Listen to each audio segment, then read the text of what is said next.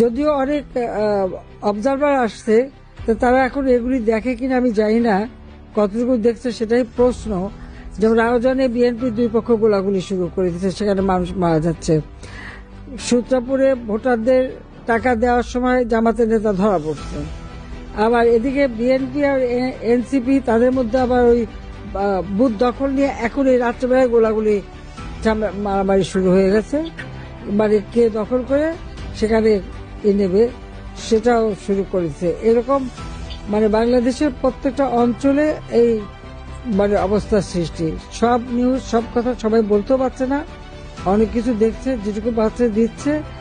ওরা আর অপেক্ষা, বিএনপি বা জামাত অপেক্ষা করে নাই, আমাদের বলছে দিনের ভোট রাতে, ওরা একদিন আগে থেকে শুরু করে দিচ্ছে। এই হলো ইলেকশন। আমাদের সেনাপ্রধান বলছে উৎসব মুখর পরিবেশে ইলেকশন হবে, নিউজ বলছে উৎসব মুখর পরিবেশে সুষ্ঠু নির্বাচন হবে। তো উৎসব মুখর পরিবেশে 11 তারিখ রাত থেকেই তারা ভোট কারচুপি শুরু করে দিয়েছে। এটা হলো বাস্তবতা। বাংলাদেশের একজন ব্যক্তিকেই 10% হিসেবে অভিহিত করা হয়, আর তিনি হলেন তারেক জিয়া। 2001 থেকে 2006 সাল পর্যন্ত যে কোনো কাজ পেতে হলে 10% ভাগ দিতে হতো তারেক জিয়াকে, আর তাই তারেক জিয়ার নাম তখন হয়ে যায় 10%। এ ব্যাপারে খোদ বিএনপির নেতারাই বক্তব্য দিয়েছেন প্রকাশ্যে। ঢাকা শহরে ঘুরলে একটা নাম বলে না যে কি 10% অমুক, এই মহানগরীতে ওদের নামের আগেই বিশেষণ যুক্ত হয়ে গেছে। এখন এটা তো আমি বলি নাই, আমি নাম উচ্চারণও করতে চাই না, কিন্তু ওই 10% বললেই বলে দেবে নাম কি।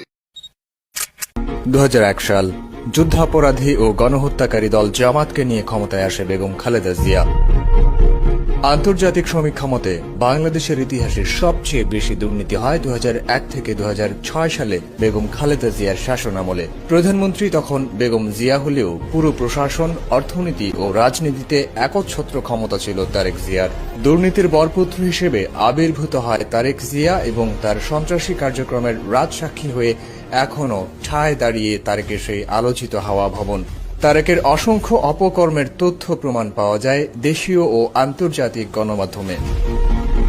দুর্নীতিতে শীর্ষে বাংলাদেশ, টানা 5 বার এই শিরোনামে দেশীয় ও আন্তর্জাতিক গণমাধ্যমের নাম আসে বাংলাদেশের।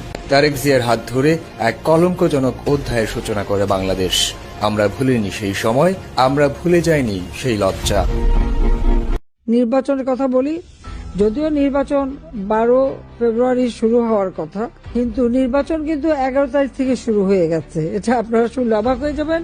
বিভিন্ন জায়গায় ভোট কাটা, বাক্স ভরা, ব্যালট সিল মারা, এগুলি বেশ উৎসব মুখর পরিবেশে এই রাত্রি 9টা-10টা থেকেই সিল মারা, বাক্স ভরা শুরু হয়ে গেছে। এমনকি বিভিন্ন জায়গায় ধরাও পড়ছে, আবার ধরা পড়ছে না। জামাতের কিছু লোক, যেখানে জামাতের সুবিধা জামাত করছে, যেখানে বিএনপি সুবিধা বিএনপি করছে, যে যার মতো সিল মেরে যাচ্ছে। কয়েকটা জায়গায় ধরা পড়ছে দাঁড়িপাল্লার এজেন্ট এইস্টের রেজাল্ট শিট, সেটা তৈরি করা অনেক আগে থেকেই, 11টার মধ্যে সেটা তৈরি হয়ে গেছে। তা আবার মানে একদিন আগে ভোট শুরু। ঢাকা 6 আমাদের সূত্রাপুর, সেখানে 23 নম্বর ওয়ার্ডে জুবিলি স্কুল ও কলেজ কেন্দ্রে ভোট শুরু হয়ে গেছে এখনই, সেখানে সমানে ভোট দিয়ে যাচ্ছে। এভাবে মানে বলতে গেলে 12 তারিখ পর্যন্ত তারা অপেক্ষা করে নাই, 11 তারিখ থেকেই ভোট কারচুপি শুরু।